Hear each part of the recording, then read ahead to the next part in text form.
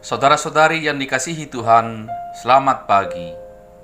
Sebelum kita mendengar firman Tuhan, marilah kita berdoa. Damai sejahtera dari Tuhan Allah Bapa kita, dari Yesus Kristus dan Roh Kudus. Amin. Firman Tuhan bagi kita hari ini tertulis dalam kitab Efesus pasal 1 ayat 11. Aku katakan di dalam Kristus, karena di dalam Dialah kami mendapat bagian yang dijanjikan.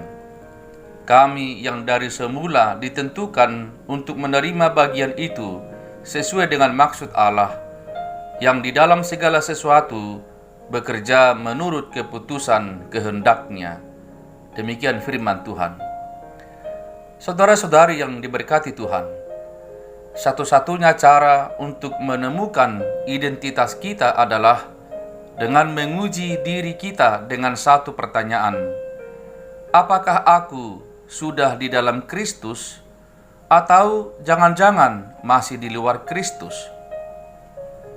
Kalimat di dalam Kristus adalah salah satu yang paling penting di dalam Alkitab. Dalam Perjanjian Baru digunakan 89 kali. Dengan menerima Yesus Kristus sebagai Tuhan dan Juru Selamat, kita dapat menyebut diri kita sebagai seorang Kristen, walau kata Kristen hanya digunakan 2 kali di dalam Alkitab. Sebab di zaman Alkitab, deskripsi paling umum yang digunakan untuk pengikut Yesus adalah di dalam Kristus. Itulah identitas Kristen sesungguhnya. Jika kita berada di dalam Kristus, dalam setiap keadaan yang terjadi. Di dalam Kristus, seseorang menjadi ciptaan baru. Yang lama telah berlalu, sesungguhnya yang baru telah datang. Artinya, kita yang berada di dalam Kristus akan terus mengalami pembaharuan dari waktu ke waktu. Secara terus-menerus membangun diri kita di dalam Dia, agar iman kita semakin teguh, kokoh, bertumbuh, dan menghasilkan buah. Rasul Paulus menjelaskan bahwa di dalam Dia, kita beroleh bagian yang dijanjikan itu. Janji yang tak mungkin dikerjakan oleh tangan manusia atau usaha sendiri, tetapi hanya dapat dikerjakan oleh Allah Bapa, yaitu keselamatan kita.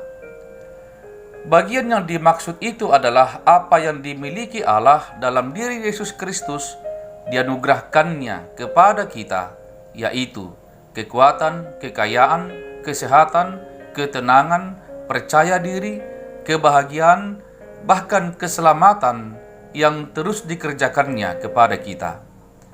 Ia tidak pernah membiarkan kita berjalan sendiri. Ia selalu ada di dalam diri kita, dan Ia turut bekerja di dalam segala sesuatu untuk mendatangkan kebaikan bagi kita yang mengasihi Dia.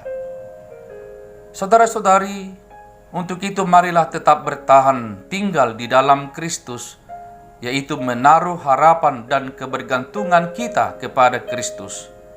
Dan itu ditandai dari seluruh aktivitas kita mengerjakan apa yang Kristus kerjakan, mengasihi siapa yang dikasihinya, memberkati siapa yang diberkatinya. Singkatnya, mari pusatkan hidup kita kepada Kristus, bukan kepada yang lain. Amin. Marilah kita berdoa. Bapa kami yang di sorga, dikuduskanlah namamu.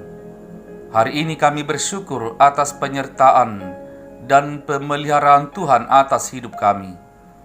Besar kasih-Mu kepada kami. Hari demi hari kami lalui berkat kemurahan dan pertolongan Tuhan.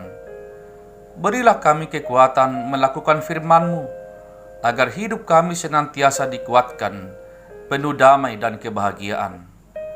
Terima kasih Tuhan, berkatilah kami dan seluruh yang kami kerjakan hari ini. Di dalam nama anak-Mu Yesus Kristus, kami berdoa.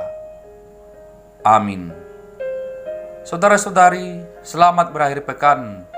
Selamat mempersiapkan diri dalam ibadah minggu besok. Tuhan Yesus memberkati. Shalom.